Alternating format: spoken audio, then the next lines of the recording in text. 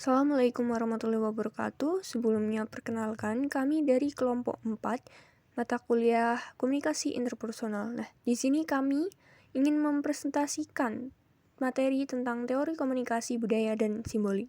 Sebelumnya perkenalkan, kami memiliki 3 anggota. Yang pertama adalah Fahri Baitul Ilham dengan NIM akhir 4020. Kemudian selanjutnya ada Krisna Adi Leviantara dengan NIM akhir 4028. Dan kemudian saya sendiri, Cynthia Dewi Diasari, dengan NIM akhir 4084. Nah, di sini kami memiliki 4 topik yang akan kami jelaskan. Yang pertama ada teori komunikasi budaya dan simbolik, kemudian yang kedua adalah komunikasi budaya dan simbolik dalam kehidupan sehari-hari, kemudian yang ketiga adalah kontribusi teori komunikasi budaya dan simbolik, dan keempat adalah keuntungan dari memahami komunikasi budaya dan simbolik. Teori komunikasi budaya dan simbolik. Teori komunikasi budaya dan simbolik menekan pada bagaimana budaya, sejarah, dan pengalaman sosial mempengaruhi proses komunikasi antar individu. Teori ini juga menekankan bagaimana simbol, tanda, dan makna diterjemahkan oleh individu. Teori ini menekankan bahwa komunikasi bukan hanya tentang mengirim dan menerima pesan, tetapi juga tentang bagaimana pesan itu diterjemahkan oleh orang-orang berdasarkan pengalaman mereka. Teori komunikasi budaya dan simbolik juga berfokus pada bagaimana komunikasi membentuk dan mengubah budaya, serta bagaimana simbol dapat mengomunikasikan makna yang lebih dalam daripada yang terlihat. Teori ini menekankan bahwa komunikasi adalah proses yang membantu, membangun, dan memelihara hubungan antara individu dan kelompok, dan juga membantu memastikan bahwa budaya diteruskan dan satu generasi ke generasi berikutnya. Kemudian, yaitu teori penetrasi sosial atau social penetration theory. Social penetration theory, Erwin Altman dan Delmas Taylor. Teori ini menekankan bahwa komunikasi antara individu melibatkan proses penetrasi dalam lapisan-lapisan pribadi mereka. Lapisan-lapisan ini meliputi aspek-aspek seperti nilai-nilai, keyakinan, harapan, dan pengalaman. Teori ini mengatakan bahwa semakin dalam tingkat penetrasi tersebut, semakin kuat dan intim hubungan komunikasi yang terjalin. Kemudian, teori pemrosesan informasi simbolik, Symbolic Interaction Theory. Symbolic Interaction Theory menurut George Herbert Mead. Teori ini menekankan bahwa makna dibangun melalui interaksi sosial dan simbol-simbol yang digunakan dalam proses tersebut. Individu membentuk persepsi mereka terhadap dunia melalui interaksi dengan orang lain dan memberikan makna pada simbol-simbol yang digunakan dalam interaksi tersebut. Teori budaya media atau Media Cultural Studies oleh Stuart Hall. Teori ini berfokus pada analisis budaya populer dan peran media dalam membentuk identitas dan makna sosial. Hall menekankan pentingnya konteks sosial dan politik dalam pemahaman dan interpretasi media. Ia berpendapat bahwa media tidak hanya mencerminkan realitas, tetapi juga membentuk cara kita memahami dunia di sekitar kita. Kemudian selanjutnya adalah teori representasi atau representation theory oleh Stuart Hall.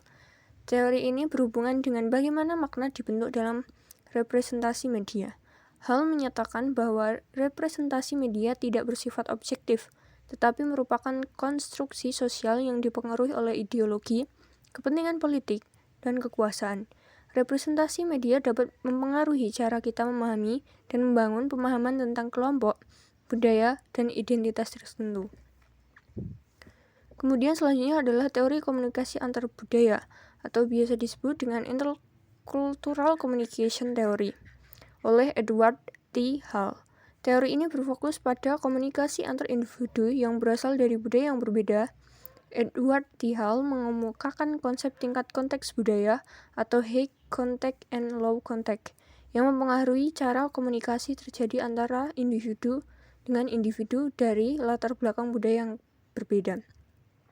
Kemudian selanjutnya adalah teori hibriditas budaya atau Cultural Hybridity Theory oleh Homi K. Bhabha.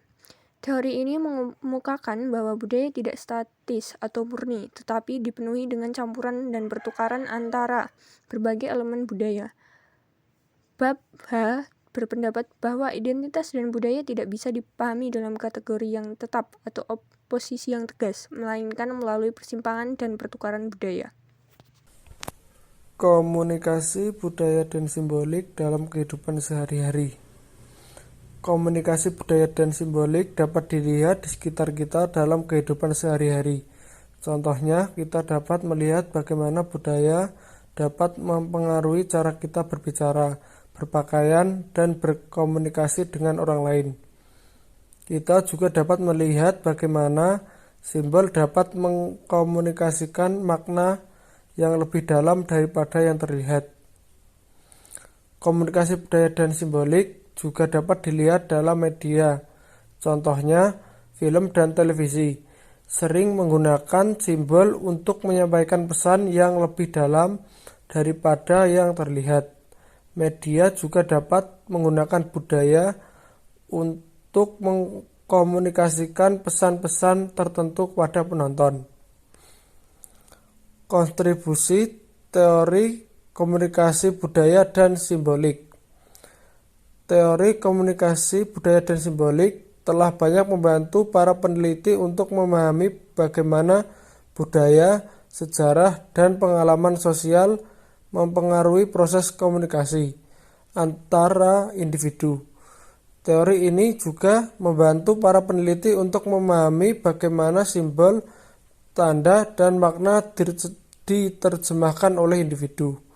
Teori ini telah membantu para peneliti untuk memahami bagaimana komunikasi membentuk dan mengubah budaya, serta bagaimana simbol dapat mengkomunikasikan makna yang lebih dalam daripada yang terlihat.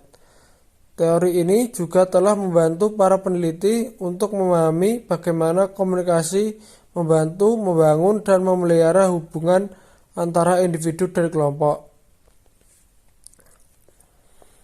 Keuntungan dari memahami komunikasi budaya dan simbolik.